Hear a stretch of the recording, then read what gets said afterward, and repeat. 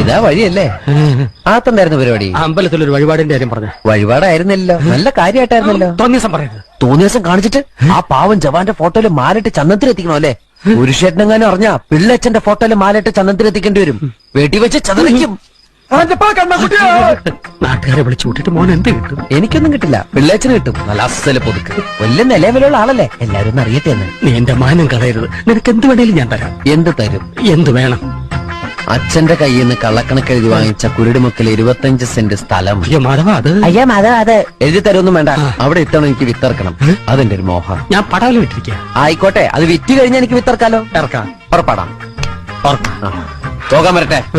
ഇതൊക്കെ മറക്കാതിരിക്കാൻ ഞാനൊന്നും കൂടെ തന്നാലോ? വേണ്ട, ആരും കാണൂല. വേണ്ടെന്നേ.